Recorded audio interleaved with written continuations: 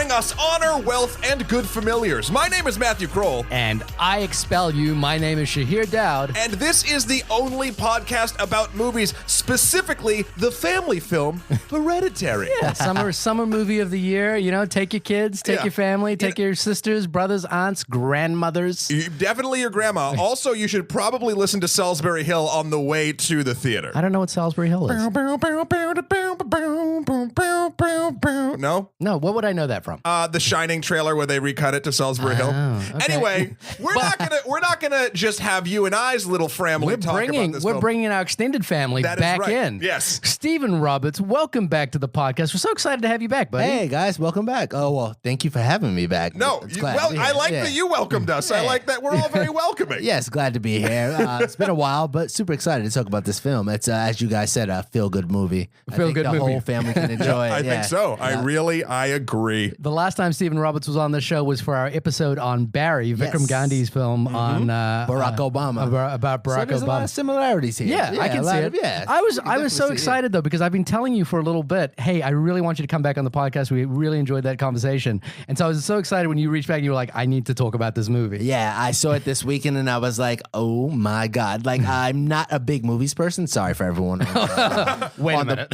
Everyone on the podcast and the listeners. But I saw this film over the weekend and I was like, oh my God, I need to talk about this. And this is all I really want to talk about for the next week. Here's the deal. I love having people that are self-proclaimed not movies people come on and talk about a film that they're passionate about one way or the other, because you get sort of conversation points that don't normally happen with just, assholes like Shahir and I that like see literally everything. And it's just, it's very, very cool. So I'm psyched to see what got you so psyched. Sounds good. It's like, I'm super excited to get into it. I don't want to spoil it, but you guys will love it. I hope you do. Nice. And just to clarify as well for people listening in, Stephen is the video director at MTV News. Yeah, director of video for MTV News. I kind of oversee logistics, oversee creative direction, creative graphics, creative studio, give the sign But off that on must anything. mean you must have an interest in movies, obviously. And you've been on the podcast before for that reason. No, I think I have more of an interest in the news part of things. Oh, Yeah. really? Yeah, I like telling this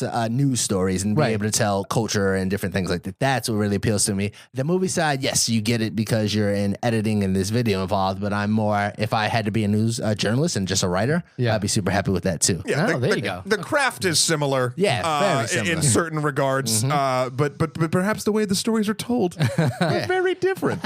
And please, listeners, please go back to listen to that episode on Barry with Vikram Gandhi's film on Netflix. It's actually, I had an interesting experience, which is that I met Vikram Gandhi this year. Of course you did. I had a meeting with him, and I had to it just came up in topic that I talked about his film, and I went back and listened to that episode because I was like, oh, I hope I didn't say anything bad. But no, if you recall, I really, really liked that film, so it was kind of.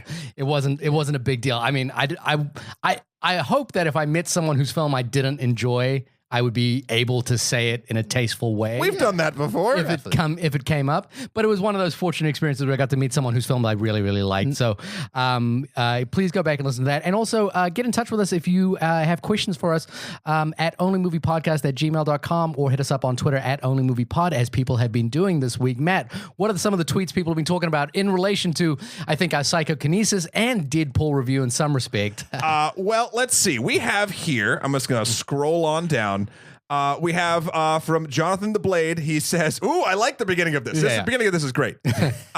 He says, Matt is right. What? And that's the whole tweet. No. He goes, the iconography may be the most important element to the definition of what a superhero is. As last week's episode on Psychokinesis, the film on Netflix, we talked about what makes a superhero movie. So he's referencing that. He goes, that's why both costume vigilante and uniformed gods are equally categorized as superheroes. He continues, it's arguable that none of the X-Men films are superhero movies. I don't know if I agree with that. Some of them, depending. And then I think that Neo is actually closer to the definition of a superhero than he asks, is Goku from Dragon Ball Z a superhero? Is there a difference between a comic book film and a superhero film? Is Crouching Tiger, Hidden Dragon one?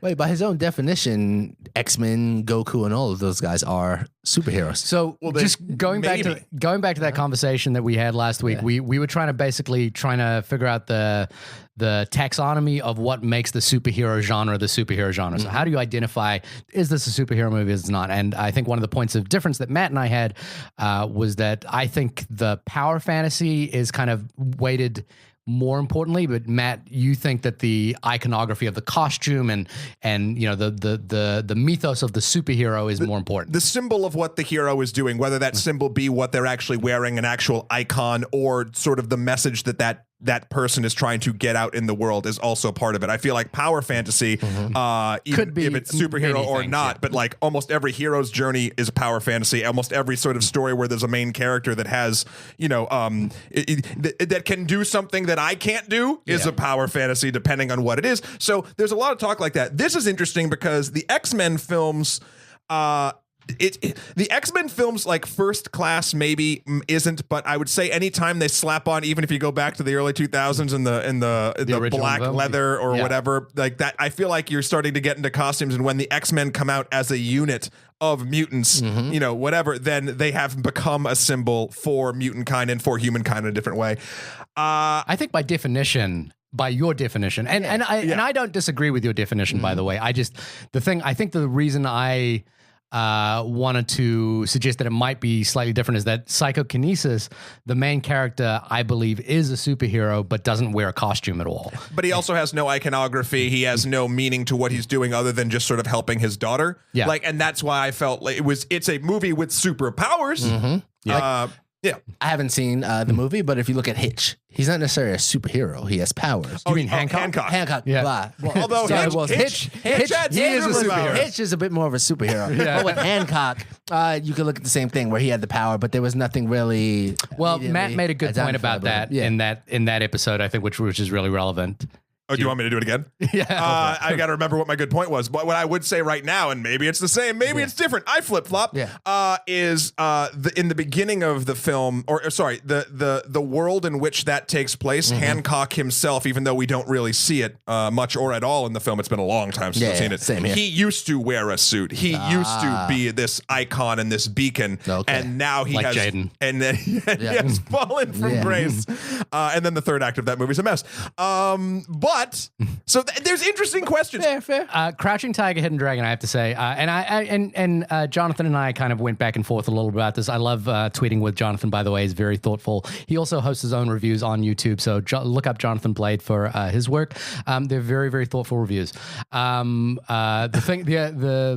point about Crouching Tiger, Hidden Dragon is Crouching Tiger, Hidden Dragon comes from a long tradition of wuxia films, which have a long story tradition of magic and sorcery, and that's why people can fly and wuxia films, and I think that is a sort of an older tradition than any relevant superhero film that you could think of. Yeah, and then Dragon Ball Z, that's I don't know. I haven't watched it in so long. As a fan of it, I think Goku counts as a superhero. Does he have an icon? Well, he has a symbol that his family. He's based on a Chinese character, a Chinese god in Chinese mythology, but in terms of like that actual show, his whole ethos is like saving the world. Yeah. And the idea that if you try hard enough, you can do anything you put your mind to and working towards it. And does he also sort of like, because he has a son at one point. He has a son as well, and I think a bit of Goku is also trying to be the strongest. Okay. And I think that kind of mixes into the fact that he wants to protect others by being the strongest. I think what this points to as well is that the superhero fantasy is pervasive in all cultures in different ways, and it comes up in different ways, and it means different things to different people. Good point. So I think it's that's worth noting is that in some way or another the superhero tradition. You could even say that the superhero traditions that we have now, particularly like if you look at a film like The Matrix, draws from the wuxia tradition, and you could it probably draws from all sorts of different places as well. So So I think it's a very rich topic and one we should explore probably in some detail. What did Jacob Sever have to say about it?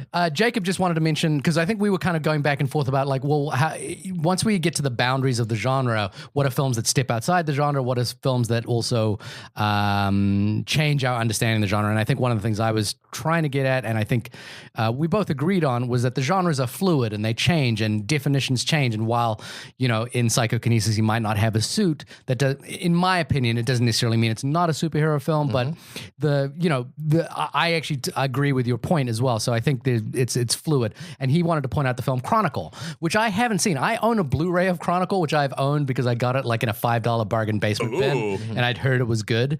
But I haven't cracked it open yet. Really? Jacob says it's excellent. I've heard it's excellent. It's a good, solid movie. Yeah. It's what I wanted the Fantastic Four movie to be, but then we all know how that same director, Jonathan Trank. Yeah. So yeah, I'm excited to crack that open. It's finally, and just on Jacob's prompting. I'll be curious to see if because he says it's this kind of a superhero movie, and I think it.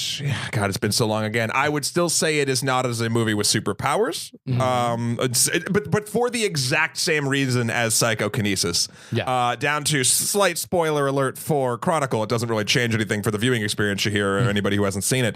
The way the powers are distributed is strikingly similar to the way in Psychokinesis the power is given to our hero. Okay. Anyway, and then we had one more. This is going to transition us right back into our film that we're going to be talking about today. Beautiful.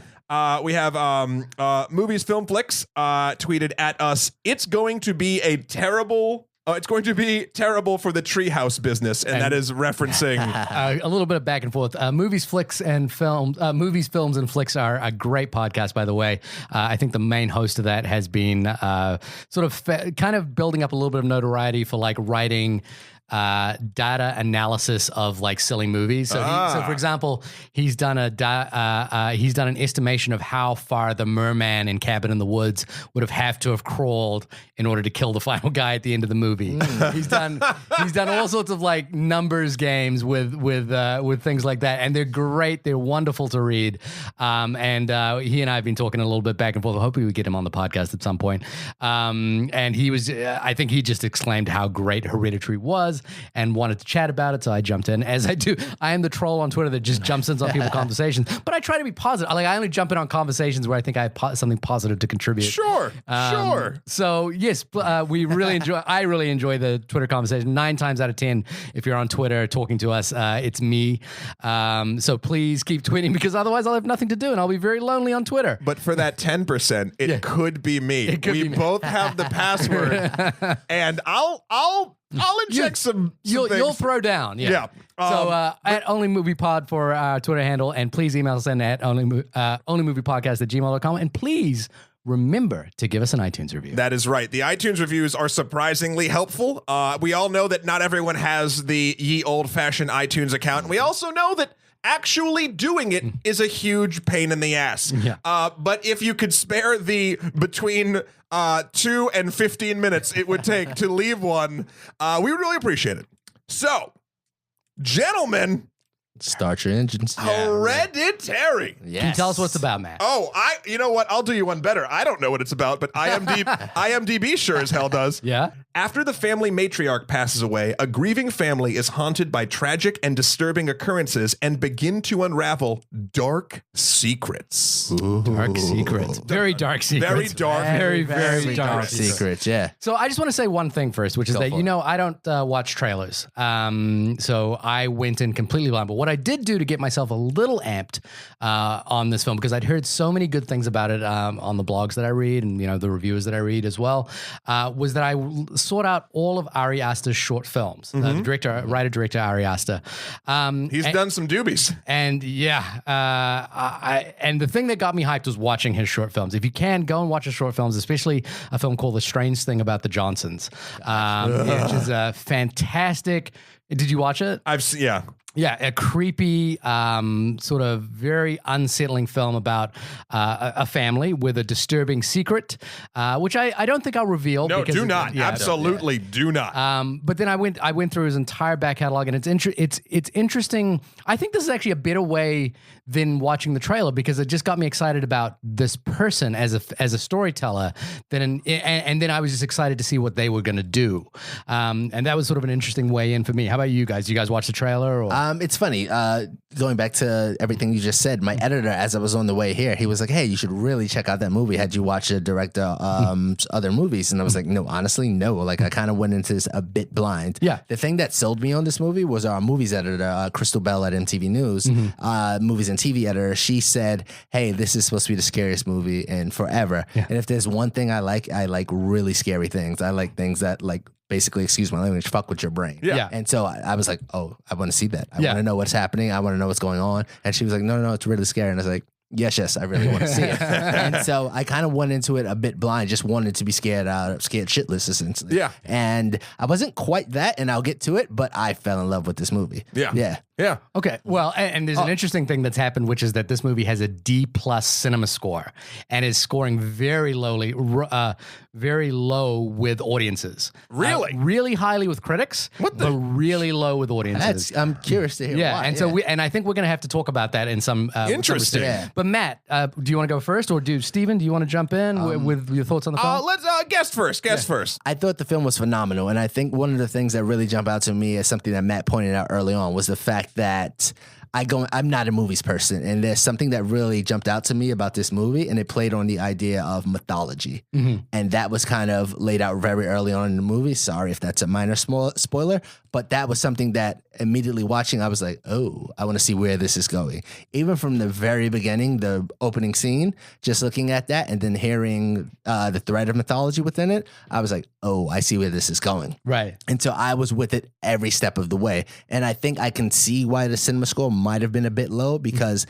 it wasn't quote unquote horror. Yeah. And it wasn't quote unquote scary movie. Right. But just kind of the mythology and the way that was weaved and this world was created, I thought that was phenomenal. And like as a kid, I grew up reading mythology. That was like my one thing that I just really loved. I love comic books as well. And they kind of all play on a similar theme where you're kind of being able to introduce this world and like kind of tell the different rules of this world, who breaks the rules of this world, how it all works. And I just loved that growing up. Honestly, in college, if I knew I could make money for it, I would have majored in mythology. Right. So that was something that really jumped out to me. I know that I would probably shock most of my friends, but this is just like one of the things that I always grew up loving, whether it was Hercules, Apollo. I love like Norse mythology, Japanese mythology, Chinese mythology. That was just something that really jumped out to me. And I think looking at it now, I love telling stories and being able to craft tales. Right. So that was something I really loved. So from the very jump of this movie, I was like, oh, this is amazing. And then it's funny because as you're watching this movie, you kind of forget that,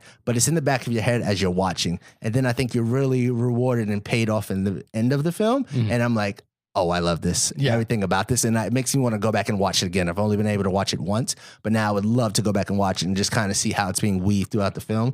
But we'll get into some spoilers later on. But that was just one thing that really jumped out to me. Yeah. So suffice to say, you loved it. I loved every second of it. Yeah. Nice. Matt, how about yourself? I liked it a lot. I don't know if I have the super love that you do for it, Steven. So first I'll just sort of get into the stuff that I really liked. It was legitimately scary, and it did actually have very rarely does a scary film also resonate so emotionally with its audience. Yeah. I've been scared before, but like even if I'm watching like The Conjuring or any of the sort of newer wave or even back to slasher films like Friday the 13th, Halloween, whatever, I don't actually care about the people I'm looking at. I don't want the heroes of the story to die, but at the same time, I'm never wondering what they're feeling or empathizing with how they feel. And this film does that. Yeah. So kudos entirely to the film for doing that. I think both more a strength, but you could consider it a weakness, is depending on your definition of how a horror movie should play out, it does lean heavy on family drama, especially in the second act. It almost turns into a different film. Yep. Yeah. And that's fine because I think it knocks you off your balance just enough for the third act to come just fucking push you from the other side and you just not be ready for what it's going to do. But I do remember watching it, being emotionally invested. And then after like some normal stuff and normal family things kept going on for a bit, I was like, wait, what? Where is this? Yeah. Where is this going? And it was both being interested and a little bit like, okay, movie, like let's figure it out. So there was that. The performances are phenomenal the entire way through. Toni Collette and Wolf. I can never remember the kid. Alex Wolf. The Naked Brothers Band. Yeah. Just phenomenal. And I loved kind of what you said as well, Stephen, the iconography and the sort of the mythology of what the supernatural stuff was, to the point where I was, after the fact, Shahir, I was like, not that I want them to do this, A24, but this could just be the same exact universe as The Witch. Ooh. Yeah, I think so. So like, I was like, I mean, again, that's sort of I don't think they're thinking franchising they are that way. absolutely not. But I like it because things like witchcraft and things like that are sort of you can both in whatever the year it was in New England, 17 whatever the hell in The Witch, and then this film which takes place current day, but like a lot of the same sort of feeling of ritual was the same, and I liked that sort of that's the style in cinema of witchcraft I enjoy watching. And then the last thing I'll just say is, while I am sick of horror movies doing the slow push in on a scene ever so slowly, like and a couple times in this film I was like, what totally made up for it for me in this is the wide shots that had something that was just hanging in the corner. And it did that so many times. I never got sick of it. And even talking about it, I'm like, that sounds like something I'd get sick of. I did not. It was striking. The composition of many shots were striking. And it helped it overall have like a real emotional punch for me. So that's kind of where I stay. I feel like I'm like at 85% of your exuberance about the film. Makes sense. No, I totally love that as well. So I'll read out a couple of the audience reviews from Rotten Tomatoes, and this is basically just to exemplify the split that is happening with this movie slightly, because again, it's a 90% reviewed movie on Rotten Tomatoes, but not with audiences.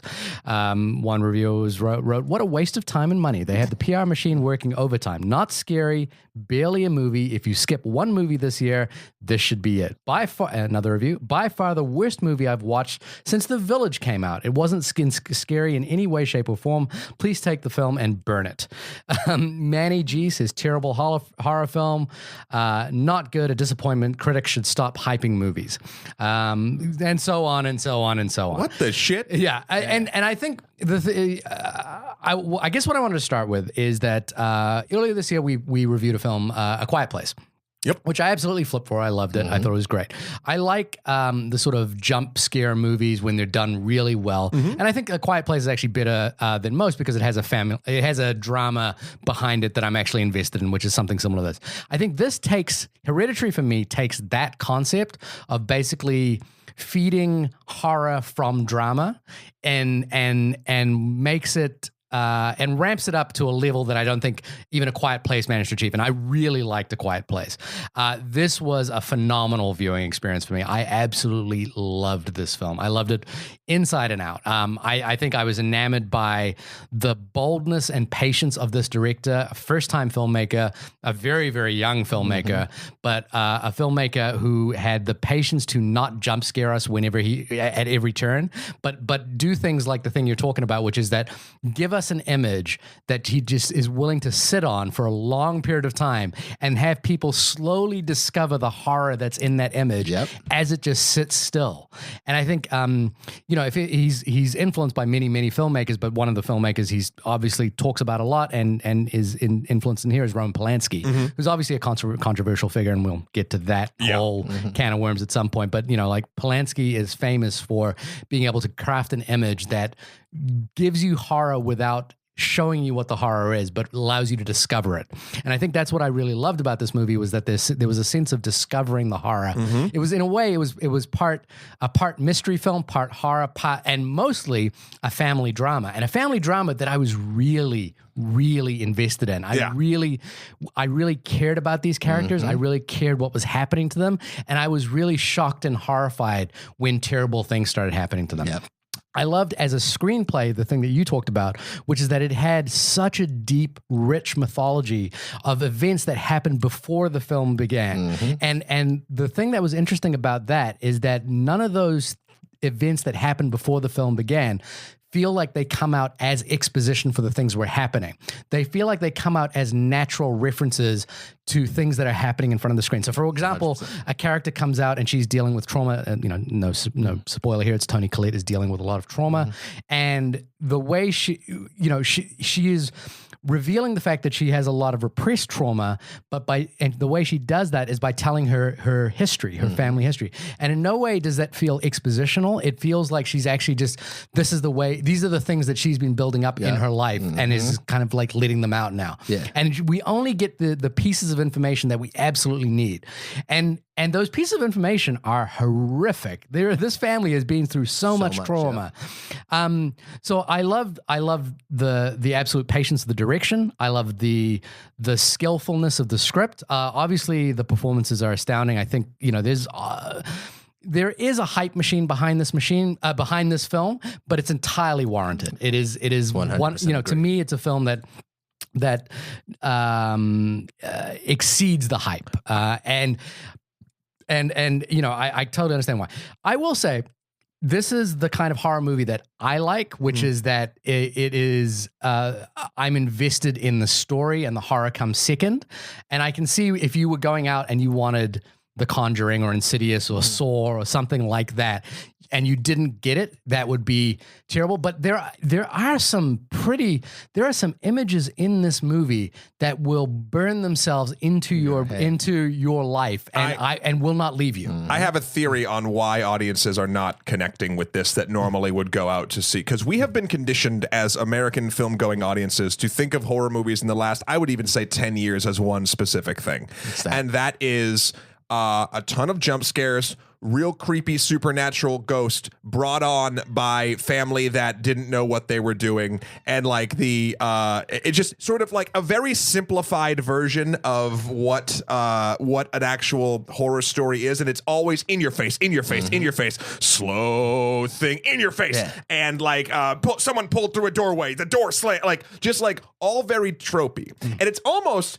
This is, I'll get close to sort of blaming even superhero movies at this point, to sort of like, there's a formula and the movies do it, and then they know that they work for the audience. Like superhero movies, a lot of them have done that. Horror movies, I think, are just as guilty, but we don't actually notice because they're still they're like not as popular, and it gets to the point where, honestly, most horror films that I've seen that fall into like the supernatural horror films are the exact same thing. And if they're not, they feel the same. Yeah. This movie, in the first 2/3, the horror elements could all be psychological or are real world horrors.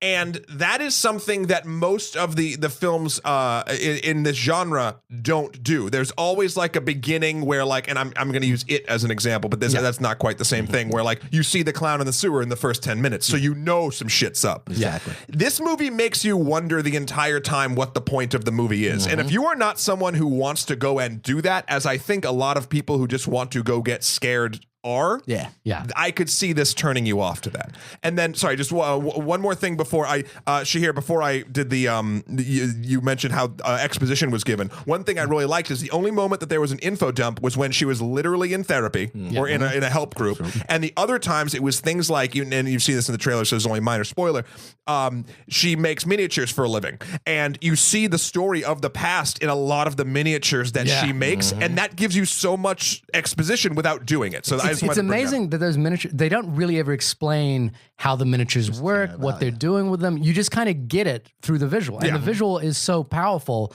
you don't need anyone explaining it. And that's that faith in the audience thing that I think I really just got me, you know? Not paying off. Yeah. Something that Matt touched on. And I think when I talk about horror films, it's more a psychological thriller. One thing I've always loved, and I'm not a big movies guy, was always European horror films or foreign horror films. I think a lot of times with American, just in culture, there's a beginning, middle, and end, and at the end, the good guy wins or someone succeeds. I think one of my favorite movies ever is Funny Games. Yeah. Michael Haneke film. Yeah. Because it's a remake of a German film. But I think something about that film was at no point in that film did it make you feel like the good guy was ever going to succeed. You just constantly knew there's this constant despair. And I think that's a very kind of almost American just ethos that you're going to succeed, you're going to win. We talked about superheroes earlier, that someone's going to save and come and save the day. However, I feel like most of the world doesn't see the world that way. Yeah. They see the world, not necessarily that it's a bleak place, but for what it is. Have you seen the original Funny Games? I actually haven't. I would love to. The American is pretty much a shot-for-shot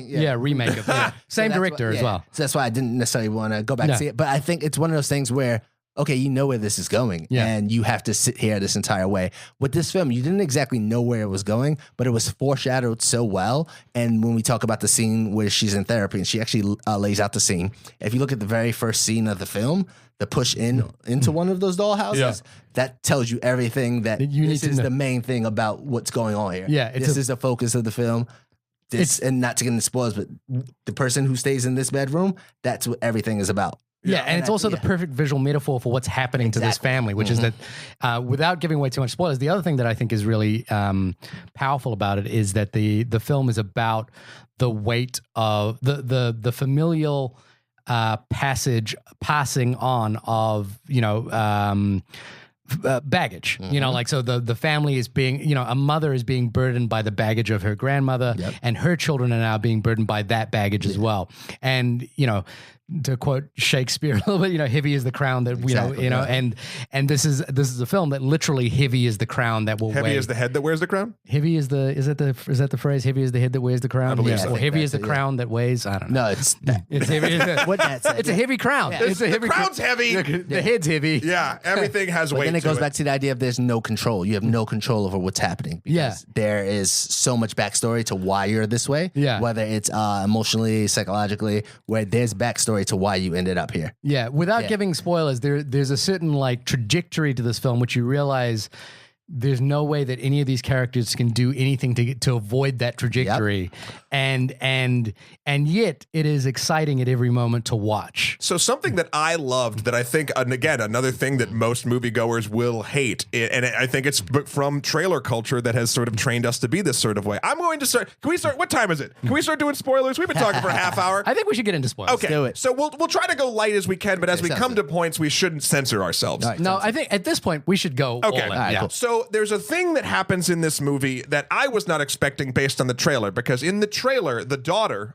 who is played by Charlie, played by Millie I can't remember. Shapiro. Miller Shapiro. Yep. 11-year-old girl. Yeah. Does a phenomenal job. The pull of the trailer is she has sort of either a nervous tick or just something where she goes. Wait, side note. Did other people in your theaters just start doing that at random points No, in they did time? not. I think my theater was so tense and on edge. Right. But we'll get into my theater in a Mine bit. did, but then it was that thing where the sound was so good in my theater where I wasn't sure if it was and I actually felt myself doing it as well, because I was like, oh yeah, she's making that sound that I used to make when I was a little kid. So I was doing it, but I was doing it very quietly. And then I heard it behind me and I was like, I'm not sure if this is the sound mix or if that's someone in the theater doing it. That literally freaked out the audience in my theater. Everyone, every time they heard it, Yeah. It was interesting because I had a bunch of yokels doing it, and it was funny for a second, then it was annoying, but everyone was doing it. Wow. But then when the movie actually did it again, because it was a long time, everyone jumped. I had a very vocal theater. I had a very involved theater. So I had mixed feelings.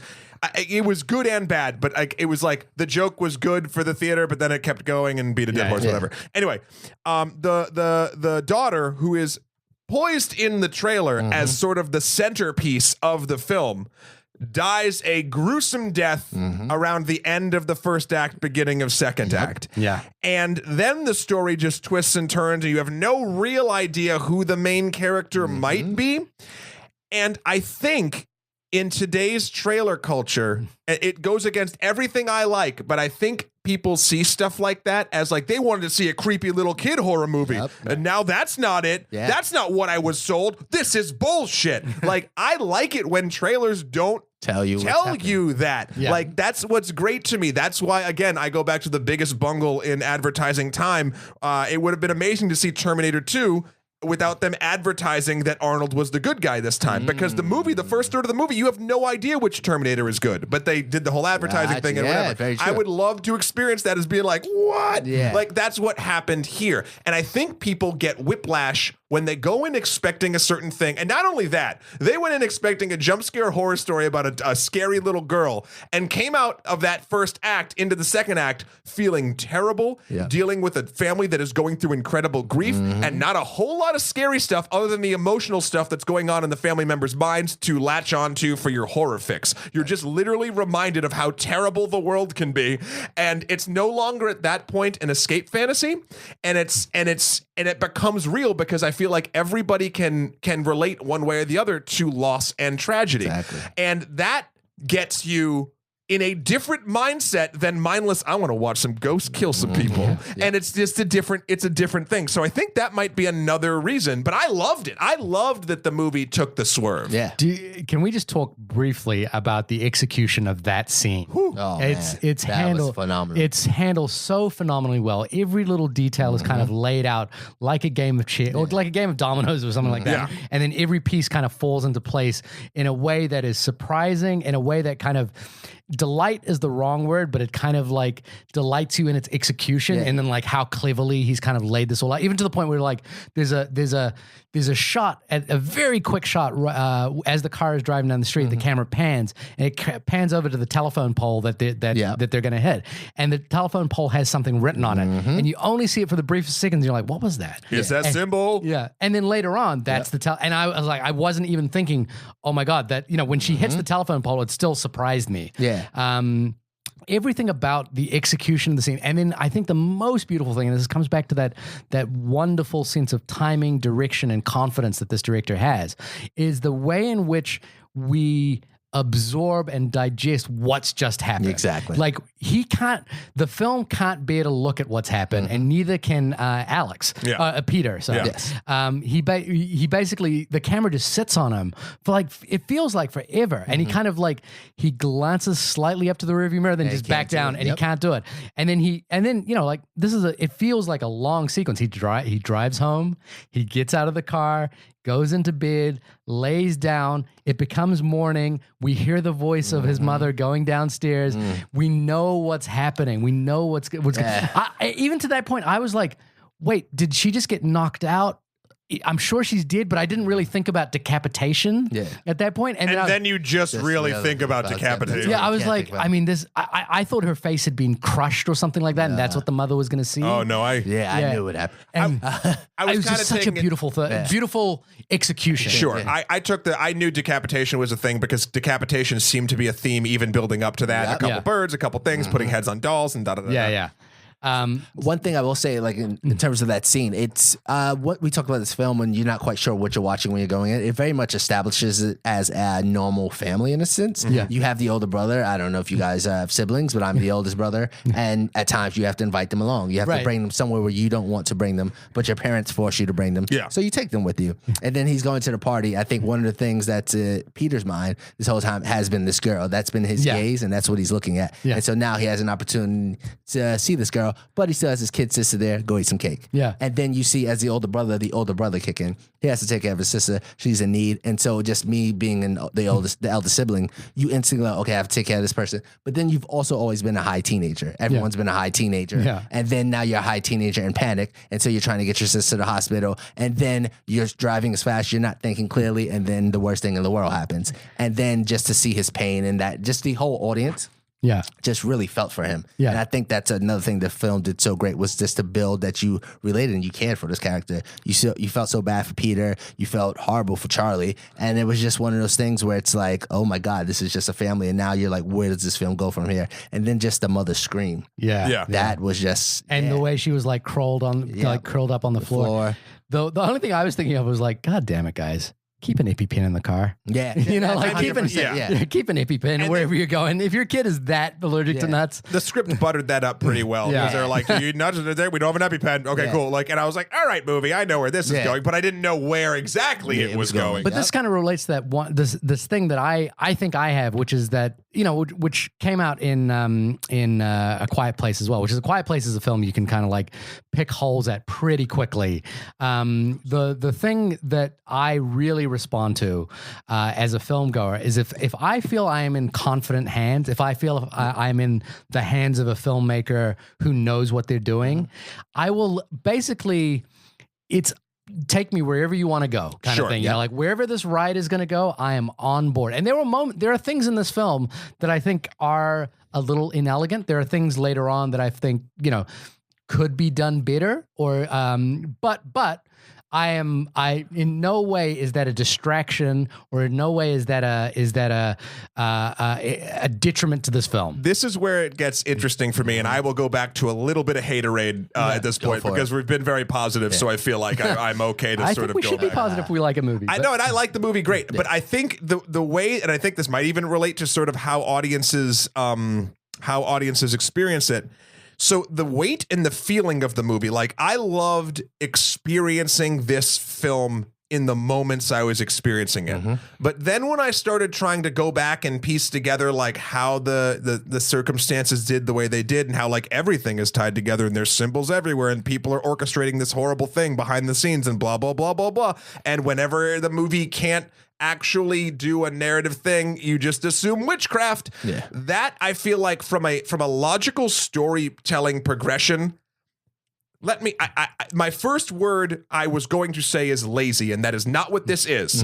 But what it is it's choosing where the movie itself and the director and the screenwriter is choosing where it wants to put the weight of the story it's trying to tell. You only have so much room in a film, hypothetically speaking, to get your message across. And the message that they wanted to get across, I feel like, was more of an emotional one than a procedural. And this is how demon summoning works. Like, so to your point, Shahir, I do feel like because I knew from the moment that the daughter died that this movie was about basically the emotional journey kind of loss and more about the effect of all of these emotions as opposed to the who and what and why and how many people need to get decapitated first and who was the demon going to possess initially and then that didn't work out. So wait, how did the grandmother know that this thing like that I did not care about in the moment.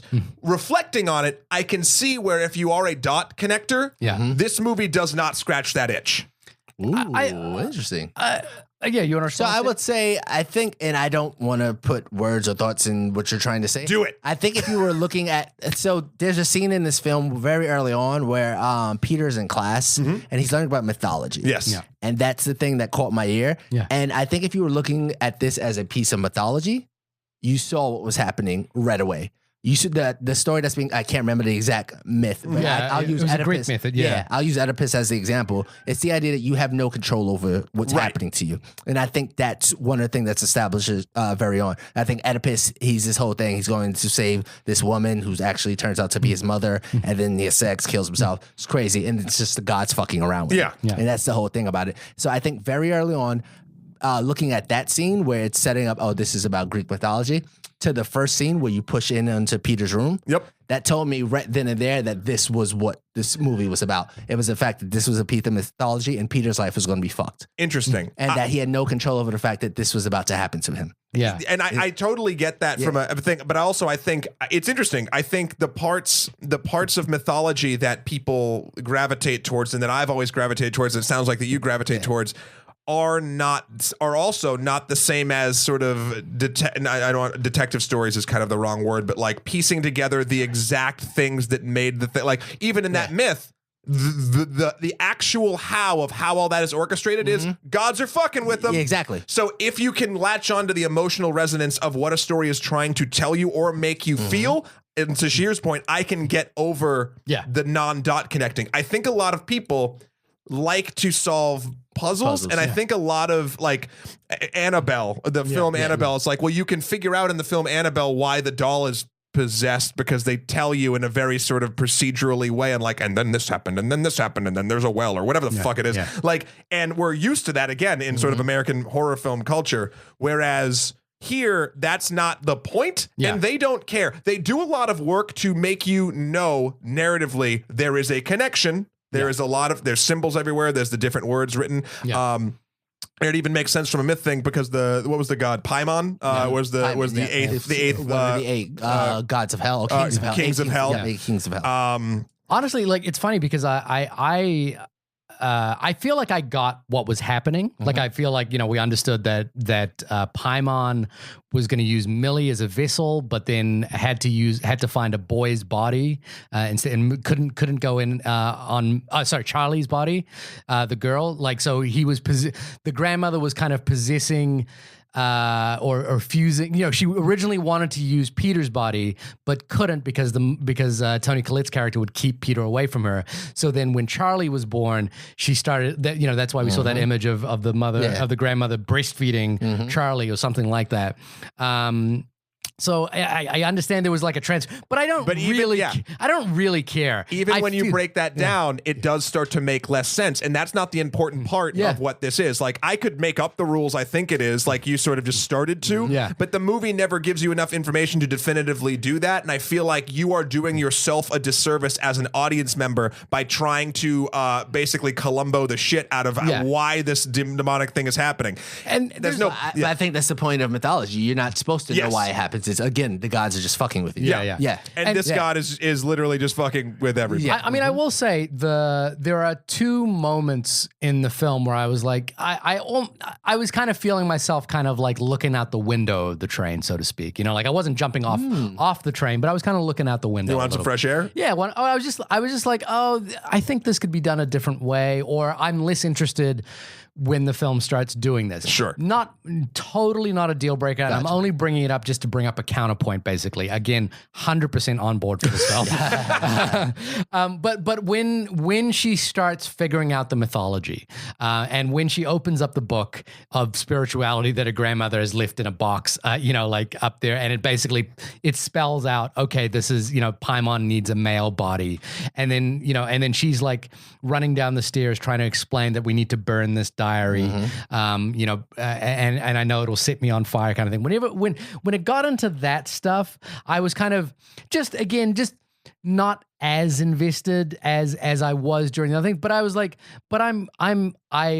when post that moment, when the film kind of quietens down, and then we're just experiencing what's happening. No one's explaining to us what's happening. Yeah. We're just experiencing it, and that's where that incredible shot of Peter waking up, and we sort of see in the darkness. There's something there, and you just it's just this wonderful moment in the theater for me where people like start realizing it, and someone realizes, oh, there's something to see here, and then another person sees it, and then slowly through the theater you kind of feel people seeing it. When you start experiencing the mythology, that's when I was back on board, and that last final act, it is batshit cuckoo bananas, but it does thematically connect to everything we've seen before, and I'm with it. With one exception. What's that? What's your exception? The exception that does not connect thematically or really make sense in the loose set of rules that the film, and I'm not going to talk about dot connecting, I'm just talking about like how the witchcraft works in the world. Right. Is the argument between the Toni Collette and her husband, also did a great job. I should just Gabriel Byrne. Oh, so good. Steve, between them, and she's like, we need to burn this book. I can't do it because I'm afraid, because she thinks she's going to light on fire based on some other rules that they kind of set up beforehand, and that made sense. She tried to burn it before. She caught on fire. She stopped burning it. She stopped burning. So she wants to sacrifice herself to stop this and save her family. And then he almost does it. And then he, says you need help, whatever. And then she eventually takes it. And she's like, no, what, I can do it myself, and throws it into the fire. And then he lights on fire. Yeah. No real reason for that.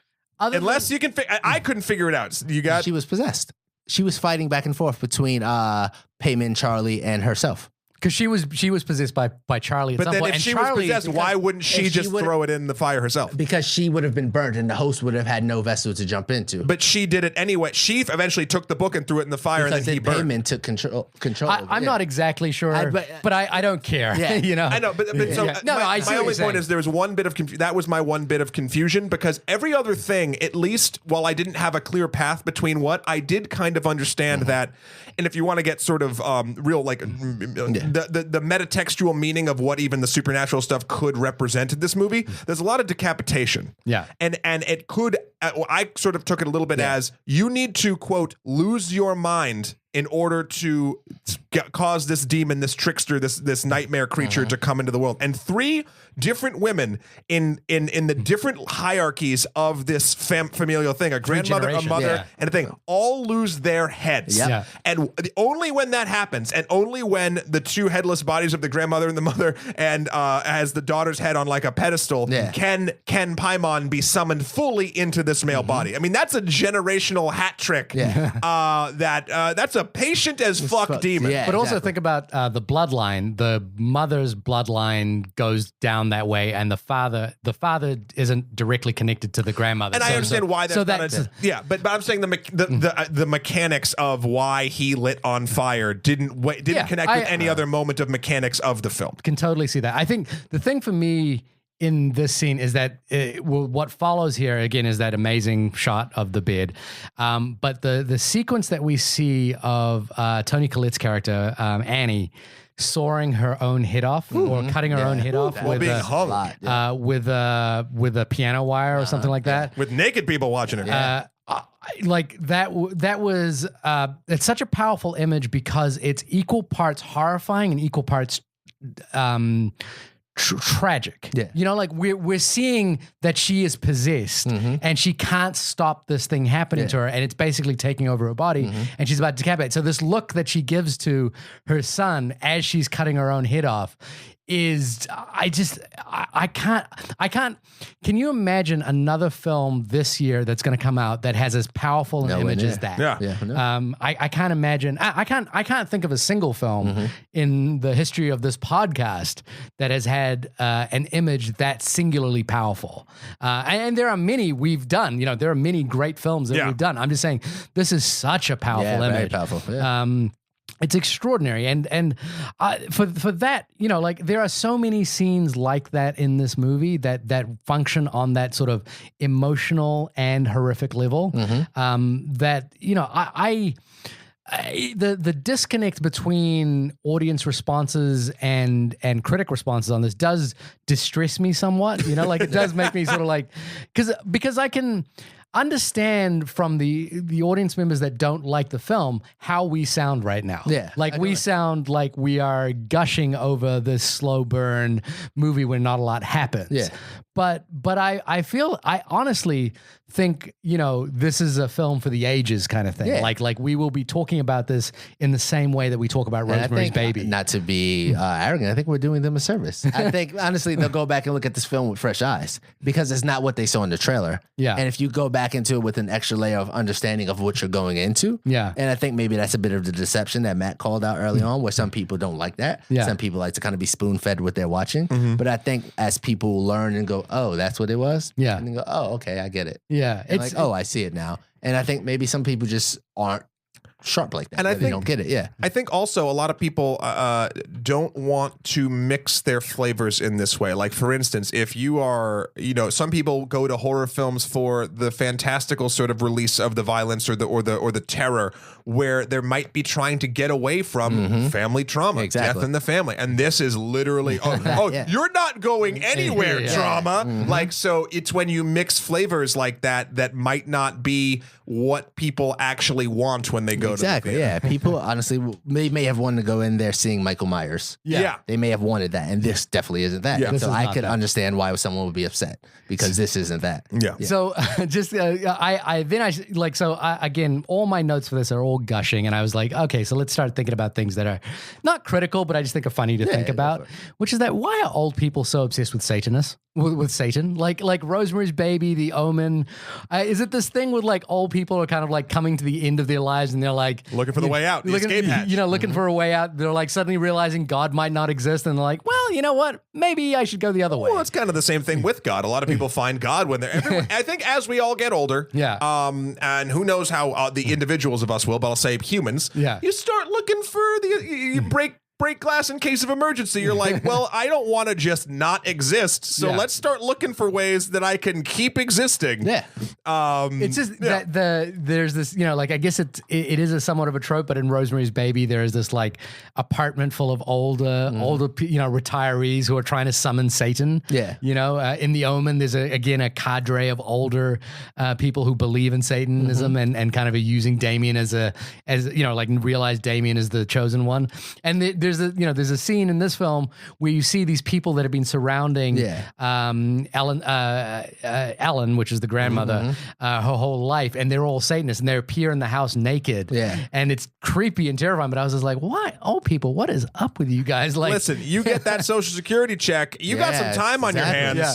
If you're looking for something real, use your final days. You're looking for something to grab onto, and the thing you might have been grabbing onto this whole time isn't necessarily working out. Maybe you're grabbing onto Python. Yeah. Why not? Yeah. The other thing was I was like, where do these people live? Like I was just like out in the middle of nowhere, like is that the reason is that where Satanism breeds? Yeah, a big part of me when Steve drove back Peter home after he banged his head and said death was like, why are you going to the house? Yeah. Like what would possess you to go back to the house? Yeah, go somewhere else. I would have left and never come back. Yeah. I mean, that's most horror movies too. That's fair. There's no reason except this is the set we built and we have to have the story here. Exactly. Yeah.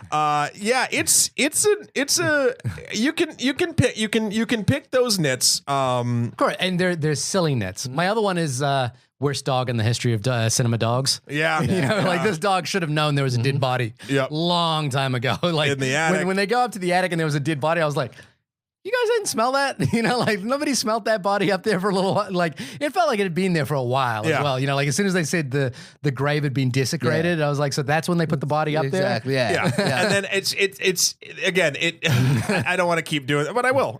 It's like the naked people that just show up, they're there for effect. It's like if you start like trying to figure out like who put the body up there. How did these naked people all get all over the place? Like did they it's just like this is why I don't want to live in the country. Like this is true, very true. I don't want to live in the country. Yeah. I want to know if someone's coming at me. Exactly. I want to be able to see them on the street or coming up the fire escape. Yeah.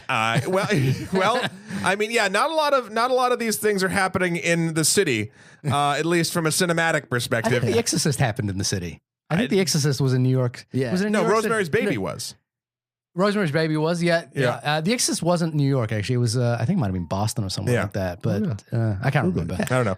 Sorry, everybody. On the podcast, you might be able to be hearing my familiar Zoe just meowing all over the damn place. She has lots of things to say about this movie, so I apologize for the meowing. We want to get into sort of final thoughts how we're doing this. Do you want? I'll go first just to wrap it up because you guys can take a wheel. I also there was just a slight thing where the production design of this house built around these like spaces that feel like they were built by the mother. This film was actually all built on a set. And again, that's just this extraordinary.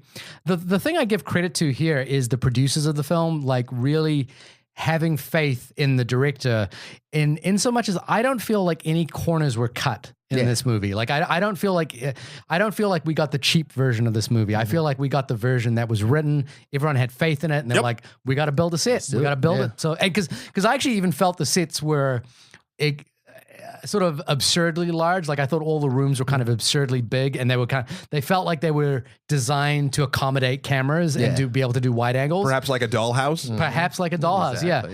But it all kind of thematically worked, and so I just the entire the sense that everyone believed in this project, even though it came from a first time filmmaker, I just think is extraordinary. I love the thematic resonance of the idea of depression, guilt, the harboring, the repressed feelings kind of manifesting themselves, not in an abstract way, like, so for example, a film like Mother does, but in a real concrete way, into this sort of occult story. And it entirely ties together. This is a beautifully written screenplay. And I think anyone who read the screenplay probably felt how tightly constructed this thing was. And that's probably why Toni Collette signed on first. Yeah. Like she would have just written and gone, if this film can be probably 10% of what the screenplay is, then I think we've got a good film on our hands. And I think it probably exceeded that. So I'm really excited by this film. I'm really excited by this filmmaker. I think you should absolutely go and watch his short films. He's making another horror film with A24 after this. He says based on Scandinavian folk mythology or something along those lines. But it's funny watching his shorts as well. He has got a pretty base level sense of humor, like a lot of dick jokes in all of his shorts. Dick jokes in his shorts. There you go. That works on a lot of levels. Yeah. So I'm interested to see the variety of genres this filmmaker might tackle. I'm very excited at this point. Such a strong debut. Reminds me a lot of the debut of The Witch, also by A24. So we got to give hands to A24. Also it comes at night, we got to give props to A24 for believing in filmmakers and the stories that they want to tell. Yeah. I'm so excited about this movie. I'll go second, and then Steven, you can take us home. Toni Collette needs an Oscar nom for this. Yep. I think this would be a wonderful, not only a deserved, but an overture to get the Oscars to sort of start seeing genre films a little more seriously, because this movie takes a genre type thing and takes it seriously. It's a phenomenal performance, one of the best I've seen this year. I think this is my favorite horror movie that I can remember that I have ever felt. And that I say felt as in that's an important determination from watched.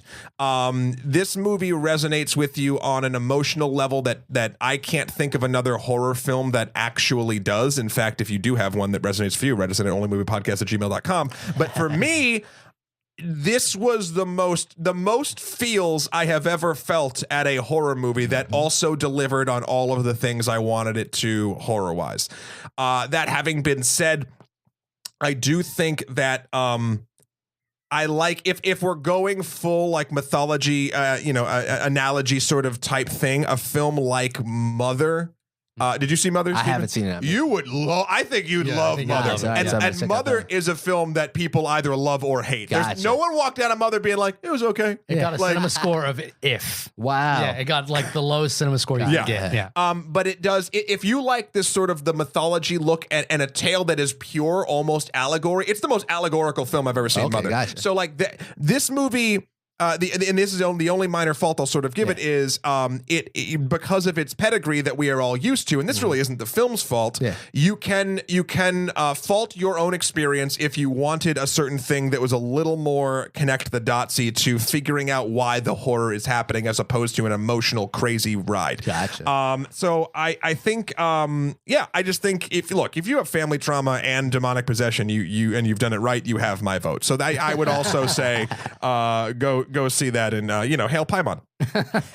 I'll piggyback off something Shahir said and something you kind of touched on. I think this movie was very much a Trojan horse for mental health awareness. Yeah.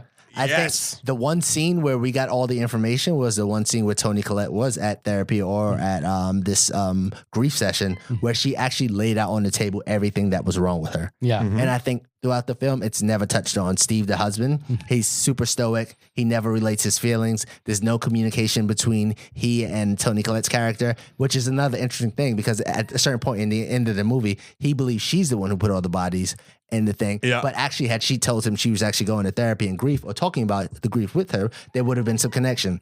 No one actually ever talks to Alex about what happened. Yeah. And then, except for the blow up scene at the table. Yeah. You never extraordinary see, scene. You by the never way. see Alex is self-medicating. He's smoking weed again. Yeah. And then he goes into, I think it's called prophylactic shock, where you actually feel, oh, this should have been happening to me, this stress thing. So he goes into that. Yeah. And the lack of communication in their kids, so you can't necessarily blame them, but two siblings. Yeah. Where the mother was like, she didn't want to go to the party. And why don't you want to go to the party? Because I feel awkward around my brother's older friends. Yeah. And he didn't want to say no to his mother. And there was some tension already because remember, she sleepwalked. Yeah. Yeah. They never addressed that. They never addressed why she was sleepwalking and why she wanted to get rid of him, because I think secretly she knew this all was going to happen because she was very aware of what her mother was doing. But the fact that no one talked about it or addressed these issues that were living there, that's the hereditary part of it, because people hold on to grief and to these emotional traumas and they never learn to express them or to let go of them. And as a result, they pay for it and they affect generations moving forward. It's shit. That's good. It's an extraordinary. That's a good final thought, my I'm friend. guessing you're saying go see the movie. Yeah, go see the movie and seek help. Talk to the therapist. Hey, everyone needs it. Zoe, what do you think? Oh, good. So True. they should see it? Maybe? You just gonna sniff the mic? No, you did it once. You did it so good. Get out of here. We'll take what we can get. So Yeah. appreciate the input. I think she would enjoy it on a repeat viewing. Sure. I will definitely buy this film. I don't know if I could get my wife to watch it, but not because it's bad, but because it's so traumatic. Yeah, you know what I mean. Really and I think she'd want an escape. I don't know. Maybe she would enjoy it. I'm not too sure. Well, one way or the other, this has been the only podcast about the film Hereditary. Stephen, thank you so much for coming. Thank you guys for having me. And This is lending awesome. your incredibly intuitive, I'm putting air quotes up right now, non-movie person. non-movie guy. Okay, Steve. Opinions on the table and sharing them with us. Thank you so much. Thank you for having me. This was great. When you are not dropping knowledge bombs about the actual inner meanings of films around demonic witchcraft, where can folks find You you? guys can find me on Instagram and Twitter at Stephen Wobbert. So Stephen with a V, last name Roberts, but switch out the R for a W. Stephen Wobberts. Wobberts, sort of like Elmer what Fudd. Bugs Bunny or Elmer like Fudd Elmer would do. Fudd was Yeah. speaking. Nice. Stephen Wobberts. Yeah. Wabbit season. And Shahir, when you are not pledging your hard-earned American doll hairs to buy pieces of plastic that give you digital films on zeros and ones once they get released outside of the theater and into home distribution, where can folks find you? You can find me browsing the catalog at Barnes & Noble, hiding out there in the Criterion Collection at shahirdaud.com. That's www.shahirdaud.com, which has all my Life of Works, Instagram, Twitter, Facebook, all that good stuff there. Matt, when you are not summoning the demon Paimon and pledging your allegiance to him, I believe it's a him, where can people find you? I don't think I'm ever anywhere else. But if on the off chance, you can find me at matthewkrol.com for my life and works. Also Skeletor, the number 4 PREZ on Instagram, or Emperor MSK on Twitter. Also, you can find me on Extra Credits, being the new narrator and showrunner of that. We just released a wonderful series about games you might not have tried, where we talk about things that are basically video games that might have slipped under the radar, that are not great, but they do one thing very interesting. And I think or multiple things sometimes. So there's definitely some, if you're looking for something off the beaten path in your gaming world, please check that out at Extra Credits on YouTube. And I had a blast talking about this movie. Stephen, please come back. We'll do. I gotta watch another movie Sooner than Let's get your schedule. Watch some more movies. Yeah. We will. You will hear us. I always love saying we'll see you next week. No, we won't. We never see you. But I'm waiting for that moment when we go somewhere and someone recognizes us by our voice alone. That will never happen. Like we're at a restaurant and they're like, "Excuse me, are you guys the only podcast about movies?" You know, when we always go dine with each other by ourselves. Yeah, that's true. Yeah. That won't happen. Anyway, hopefully you'll run into us in Queens. Say hi, and we'll talk at you next week. Bye-bye. Bye.